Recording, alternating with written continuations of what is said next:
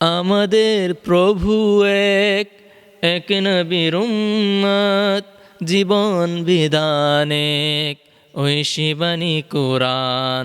তবে কেন এক নয় হে মুসলমান, এক হও করিয়া আহ্বান। তবে কেন এক নয় হে মুসলমান, এক হও করিয়া আহ্বান।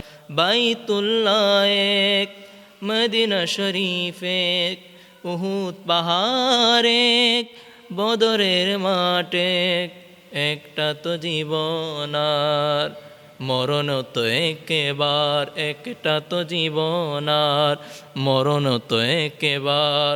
সকলের তরে আছে একই স্থান, তবে কেন এক নয় হে মুসলমান, এক হও করিয়া আহ্বান। আমাদের এক হতে হবে। এই যে কাফের মুশরিকরা, এই যে ভারতের দালালরা আমাদের উপর এত অত্যাচার করেছে, আমাদের উপর এত নির্যাতন করেছে, আমাদের উপর তাদের অধিকার খাটাতে চায়। যেভাবে আমাদের উপর পাকিস্তানিরা অধিকার খাটাইতে চেয়েছিল, পাকিস্তানিরা যেভাবে আমাদেরকে শোষণ করে খাইতে চেয়েছিল, সেই শোষণ অবস্থাটা এখন ভারতের মধ্যে চলে গেছে। পাকিস্তান আমাদের ভাই, মুসলিম ভাই, তারাও মুসলমান, কিন্তু তারাও অপরাধ করেছে। কিভাবে অপরাধ করেছে? তারা আমাদের উপর অত্যাচার করেছে, জুলুম করেছে। ভারতও আমাদের উপর ঠিক তদ্রূপই অত্যাচার জুলুম চালাচ্ছে। ভারতের মধ্যে যত আল্লাহর ঘর রয়েছে, এই ভারতের জালিমরা সে আল্লাহর ঘরগুলো জ্বালাইতেছে, পোড়াইতেছে, ভাঙতেছে, ভাঙচুর করতেছে।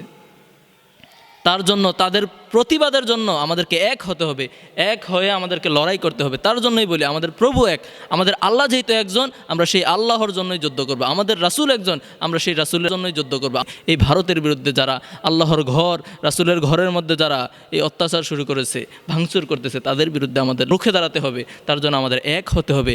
আমাদের যত মত বিরোধ রয়েছে, সব পার্থক্য আমরা দূরে ফেলে আমাদের সকল আলেম ওলামাদেরকে ঐক্য গঠন করতে হবে, মুসলিম উম্মাহকে ঐক্য গঠন করতে হবে। ঐক্য গঠন করে আমাদেরকে এই ভারতের জালিমদের বিরুদ্ধে রুখে দাঁড়াতে হবে।